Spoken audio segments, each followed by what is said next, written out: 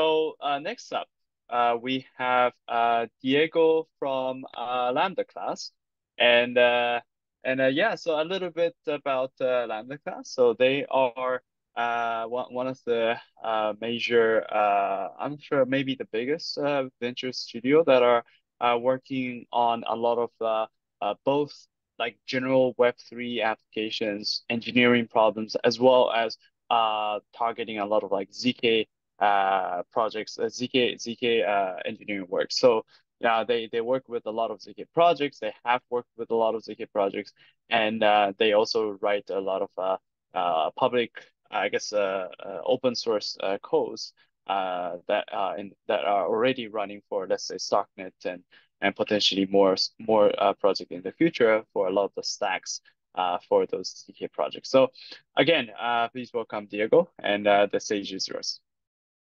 Okay, thank you, Yuki. Very happy to be here. And well, today I will be discussing a little bit the security and optimization of the FRI protocol, which is at the core of Starks.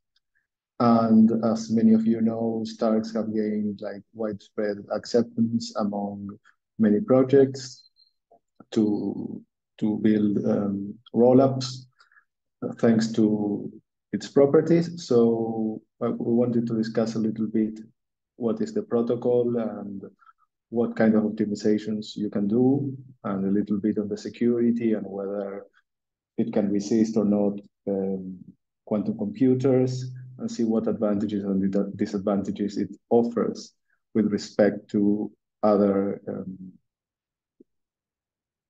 protocols or commitment schemes, because well, FRI can be used as a polynomial commitment scheme, but it also is a protocol by itself that allows for low degree testing. So this is just a brief outline of my presentation. I will present the main motivation for the FRI protocol. Then we will discuss a little bit the protocol and overview. Then we'll show how to turn this protocol together with Merkle trees into a polynomial commitment scheme, and then some security bounds and characteristics, and then some optimizations for the protocol. So what is FRI? It stands for Fast Bridge Solomon Interactive Oracle Proofs of Proximity, and it allows us to test whether a given function is close to a low degree polynomial.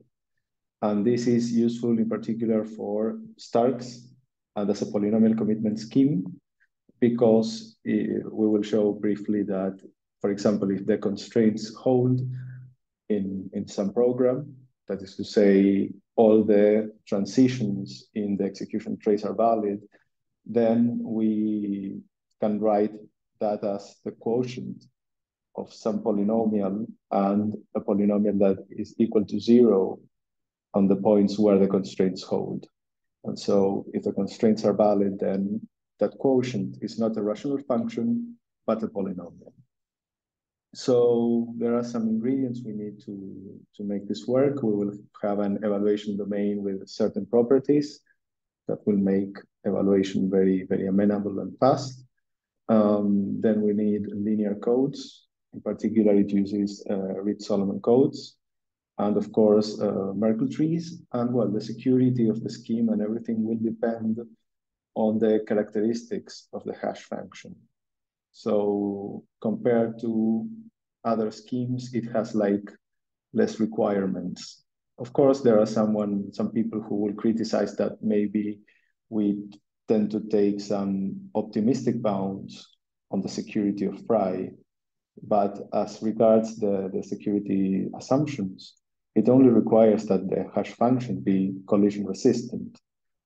That is a less stringent assumption than considering, for example, that the discrete log problem is hard. So as I was telling you, in Starks, you want to show that the constraint polynomials are enforced over the computation trace. And so what you do is you interpolate the trace to obtain the trace polynomials, and then you compose them with the constraint polynomials, and well, that generates an univariate polynomial. And then if you want to show that that polynomial evaluates to zero over some domain, you just calculate the quotient. Of course, in Starks, you have like many constraints, especially if you're doing like a VM. So what you do is you can zip all those polynomials by taking a random linear combination. And well, if we can show that that random linear combination is in fact a polynomial, then we know that the computation was carried out correctly. Of course, one easy way to show that we have a polynomial is that we could send all the coefficients of P0 to the verifier and say, okay, check that this is in fact a polynomial and this is consistent with the trace. The problem is that in general, the polynomial has, for example, degree 1 million. So it means passing the verifier over 1 million coefficients. So that wouldn't make the proof short and easy to verify, which is something that we effectively want to be able to scale blockchains, for example. So here is where the FRI protocol comes into play. What we can do is kind of try to reduce the polynomial into a smaller one, and that way we would have to send less coefficients. Of course, we would have to send some additional information for the verifier to see that we reduce the polynomial correctly, but luckily that would require sending less information. So what we will see is that in general, the proof size is of the order, the square of the logarithm of the calculation, the size of the calculation. So FRI, what we'll do is kind of randomly fold the polynomial until it reaches degree 0. So very shortly, the idea of how to fold the polynomial is, well, we can split it into the odd terms and the even terms. So that way we can express it as the sum of two polynomials in x squared. And we can kind of randomly fold just by choosing or having the verifier, in this case, choose a random beta 0, and then we can define a new polynomial in terms of the variable y, which is simply x squared. The good thing is that this reduces the degree of the polynomial in half. So luckily, if we want to show that this is a polynomial, we will have to send only half the coefficients and of course, some information regarding the first polynomial. So the prover, this case, starts with the polynomial and it evaluates P0 over some domain and builds a Merkle tree to commit to those evaluations. Of course, in general, what we try to choose as evaluation domain are the nth roots of unity. Why? Because we can do FFT to evaluate efficiently, and also we have both if x is in the domain, then minus x is in the domain, and so we can really evaluate things and have the verifier check everything in an easier way. So until the degree of the polynomial is 0, what we are going to do is have the verifier sample a random beta. Of course, when we want to render this non-interactive, we just apply Fiat-Shamir. And then what we do is we split into odd and even coefficients, we fold, and of course, we then commit to the evaluations over the domain tk plus 1, which is given by the square of the values in the previous domain. Because we choose the nth roots of unity, when we square, we only have like half the different elements. So that reduces the evaluation, the evaluation domain size. So luckily, every time we have to commit to less evaluations. So we have less degree and we have to commit to less evaluations. So each step is faster. So if we want to reach degree 0, then this takes log 2 n steps, where n is the degree of the polynomial. And then if we want the verifier to be able to check everything, well, we can tell him like, okay, we will show this to you by having you query certain values, which is why this is an oracle proof. And so, well, the verifier will query some positions in the original domain, and then the prover will have to provide him with the evaluation at the point he wants, and also the evaluation at minus x0, so that he can then perform the calculations and go into the next layer. And of course, for each layer, he will have to provide 2 values and also show that those 2 values belong to the Merkle tree that they correspond to, so that we are not cheating or anything. So the proof would consist in these 2 pairs and of course their respective authentication paths. We will see later that we can shorten this a lot by doing some clever tricks. In the case of the verifier, of course, what he would have to do is first sample all the random challenges. Of course, if it's interactive, he already knows them. If not, he has to do Fiat Shamir again. And well, for each query, what he does is take the 2 pairs of values for P0, check that they are in the Merkle tree, and then what he can do is calculate this value L by taking this truth.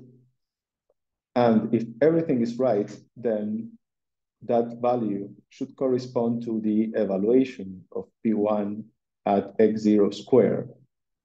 And well, then he can take the values corresponding to P1 and get the value that should correspond to P2, check it. So what we have to do to check the proof is like checking that they belong to the Merkle tree and then doing this collinearity test. If it passes for all the layers, then of course, well, everything was done properly. Of course, checking for just 1 point is not enough, because we could, the prover could have gotten lucky, and even if the computation is not right, maybe it passes. So of course, to be sure that the prover cannot cheat, we have to repeat these queries maybe many times to be sure. We will see more or less how many times we have to do this to be able to have a decent security level, and maybe we have some way of making the prover pay a high cost if he wants to draw bad query positions. Of course, we can also turn this low degree test into a polynomial commitment scheme with Merkle trees. To that end, what we can do is, if we want to commit to a polynomial and show that the polynomial evaluates to some value v at point z, of course, what we can do is create the rational function p of x minus v divided by x minus z. If the evaluation is right, then of course, that is a polynomial. If not, that is a rational function, and it should not satisfy the low degree test. And of course, then what we do is, okay, we apply the FRI protocol to this function f. And that's the key idea of how to use it as a polynomial commitment scheme. If we want to analyze the soundness error, then if we use it for a single polynomial, of course, the error will depend on the size of the finite field and the rate, or if you want to see it another way, the blow-up factor, because when we evaluate, we have to add like some redundancy. And so what we do is choose a larger domain to evaluate. And of course, the more points we add to the domain, the less likely the prover is to cheat. And then, of course, we have another error, which will also depend on the blow-up factor, and that depends on the number of queries. So we can think that each query roughly corresponds to a certain amount of bits. If we want to batch many polynomials, that is to say, taking a random linear combination, then there is another error bound, which is a little bit larger. But luckily, if we choose large enough fields, that can be controlled. In general, we will have to choose a field that is much larger than the evaluation domain and than the number of bits we want to achieve. So if we want to have like 128 bits of security and our evaluation domain is 2 to the 20, then our field should be like 2 to the 148, more or less. Of course, there are some other tricks if we want to reduce communication, and instead of using n coefficients for a random linear combination, we can just have one and take the powers of that scalar as random elements, and well, that increases a little bit more the error bound. If we want to batch S polynomials, then the bounds are multiplied by S.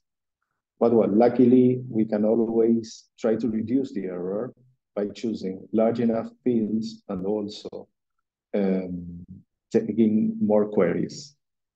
And well, the best attacks known against FRI, at least now, are interpolation attacks, where the prover is free to choose up to n points, n different points, and try to interpolate a polynomial that tries to mimic the real polynomial. And well, if he gets lucky, maybe he gets queries on those points. And of course, the low degree test will pass. That doesn't mean that there aren't any other optimal attacks, but at least now, this is one of the best known. Of course, there are some optimizations we can take to improve the FRI protocol.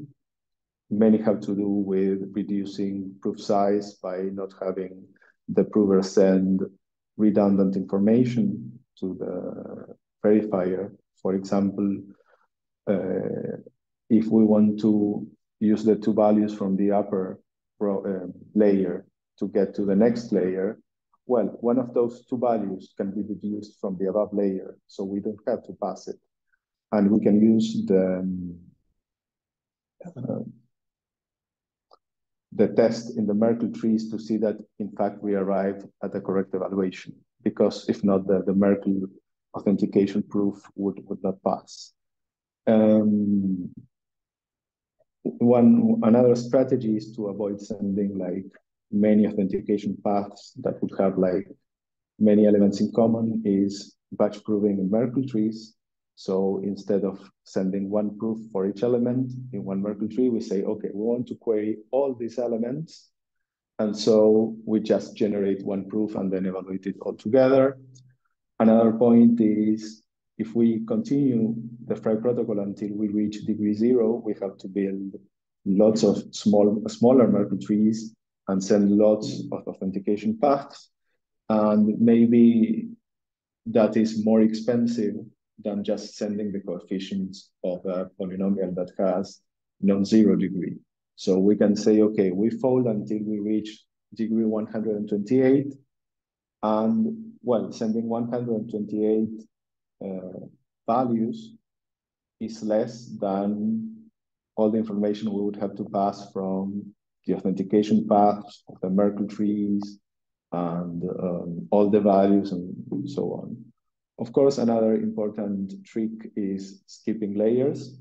Instead of committing to every layer, we can commit to every second layer or every third layer. Of course, that forces us to send more values from each layer, but we don't have to pass all those authentication paths for each Merkle tree. So luckily, if we want to do then recursive proving or something, we don't have to do as many hashes.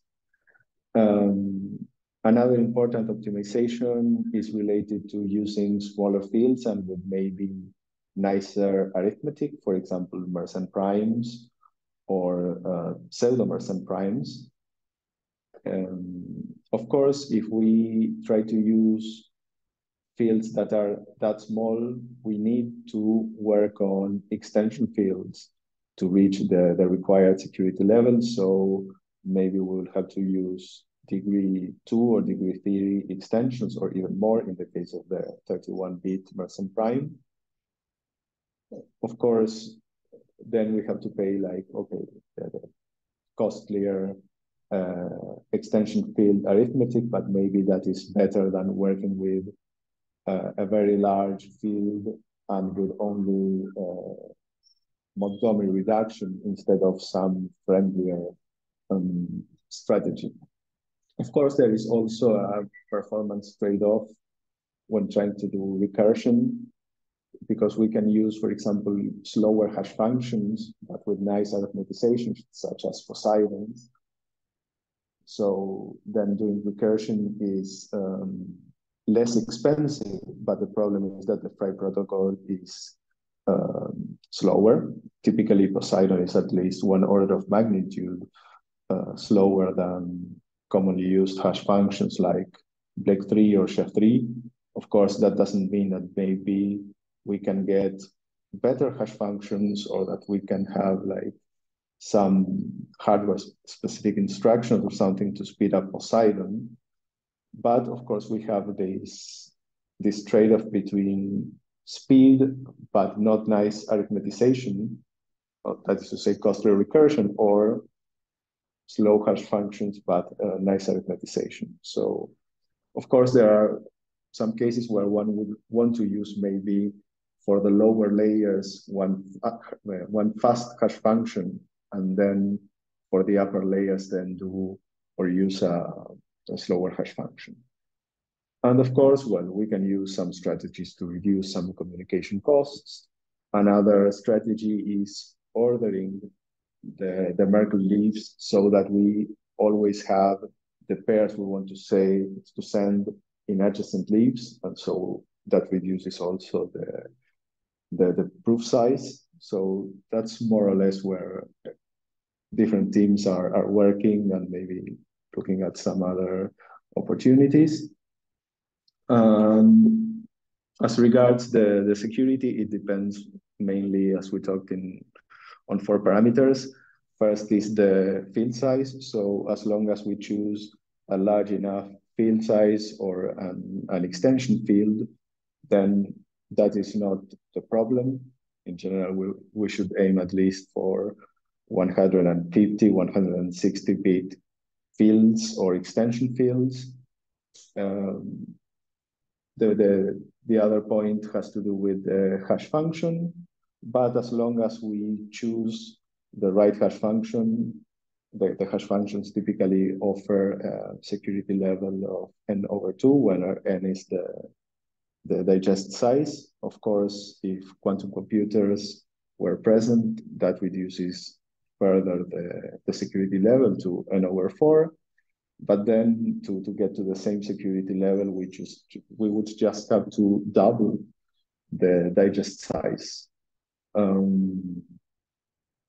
So, well, of course, that would impact directly in the proof size because it would double, but it's not that it is completely broken, as would happen, for example, with commitment schemes built on top of the discrete log problem. Of course, then the security level depends mainly on the number of queries, and we can think that each query corresponds to around b bits of security. That depends mainly on the blow-up factor we use. Of course, there is a trade-off between using a larger blow-up factor, which gives more bits per query, but that increases the prover work, and simply using a small blow-up factor, which reduces prover time and memory, but that then makes the verifier have to check more queries, but luckily that is a more parallelizable task. And of course, we can also put some additional cost on the prover by introducing proof of work. Before sampling the positions, we can make him do a small proof of work. And luckily that adds some few bits of security so we can reduce the number of queries and consequently proof size. So that's mostly it. So thank you very much for your attention. And of course, special thanks to Eli and Sasson and Starkware for introducing us to these topics. Thank you. All right, thank you, Diego. So few questions on my end. Well, the first thing was something I was kind of curious was like you mentioned on the optimization side that the smaller the field, the more efficient that you can run, but run the fry. But also at the same time, the security would be much better with a bigger field. So, and I was kind of wondering, like, what's the sort of like the trade-off between the field size, between the optimizations and also the security of it? The problem is, in general, the security is not given by the field. Just you just have to use a large enough field. So provided that you have like 150, 160 bits with an extension field or with an ordinary field, then you are covered. In general, what limits the security is the number of queries you use and the blow up factor. So in the expression you had like, it's the maximum of these two values. Typically, the field size, you try to use a very small field if you want to have like fast arithmetic. But then, of course, you have to make sure that at least you reach the number of bits you need. Typically, 150, 160 would be enough. So that's why they use, for example, mini Goldilocks with a degree 3 extension, or maybe Mersenne prime with degree 5 or degree 6. So in general, that is not what limits the security. I see. So basically, you're just like the security is in that sense is sort of like the is it fair to say it's going to be the minimum of the two? Yes. So in general, you just have to focus more on the number of queries, maybe on adding proof of work and the blow up factor. So I see. Actually, another thing I wanted to also ask about was the block factor. So so previously I've seen like different benchmarks that are done on some stock based proof schemes and uh obviously, the whether like what kind of like block factors that the benchmark teams have set is can be a bit subjective. Like maybe they follow some different standards and whatnot. But like, what are some of the considerations around one, the efficiencies and the securities around like setting the blow up factors for your proof? well, if you use larger blow factors, then you have to sample less queries, and then proof size is smaller. So in many cases, one would use that. Besides, you also have to choose the blow up factor according to the highest degree constraint. So, for example, if you have like a constraint 2 or something, maybe using a blow up factor 4 is enough. Of course, in many cases, they prefer using larger blow-up factor because then that reduces proof size. Of course, if you are doing them in recursion, maybe it doesn't matter much, maybe for the last proof to use a larger blow-up factor.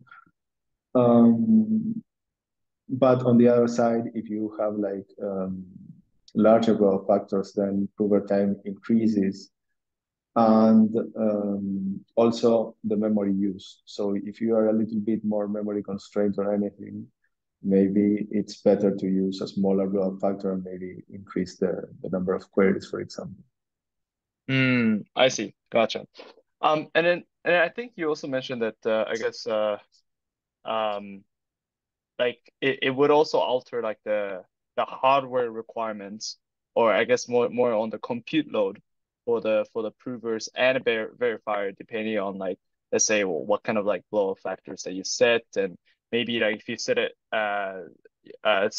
such that the proofs can be smaller, then maybe verifier have to do a lot less work, but then at the same time, prover might have to do, I guess, more work to some extent. So you kind of have this like a, I guess, balancing between like, okay, should we make it cheaper to verify on chain, or should we maybe reduce the hardware requirements so that the prover can do kind of less work and then just leave the more to the verifier to handle. I presume that's kind of like the trade-off that we're making here, right? Yes, but in general, it has to do mostly on the prover side Mm, because the verifier is really quite fast. We did some benchmarks increasing the number of queries and everything, and the verifier is really fast. So maybe it doesn't pay that much, like having more queries, less queries.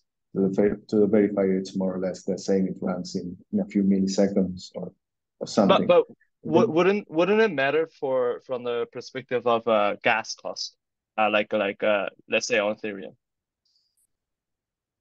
well, I haven't checked that much, um, but of course, then maybe you would want like to minimize the amount of queries that they have to check. But Mm, luckily, the main cost maybe there is related to calculation of maybe some hash function, but mm, then the others are like simple operations. The nice thing in FRI is that you're always doing like operations over some finite field, in the worst case, over the extension of some finite field. So they are less costly than, for example, doing elliptic curve operations. So that is, I think, one of the nice things about this protocol. And also, I think it's like easier to understand, has less assumptions. So I don't know. Maybe it's one of the reasons why many teams have decided to go for this approach. gotcha. Well, thank you very much, Diego, for your time and explaining a lot of the weeds around the FRIES protocol and especially the consideration on the security of it as well. So thank you again, Diego, for the talk. Thank you. Nice Thank being you. with you. Bye bye. Bye.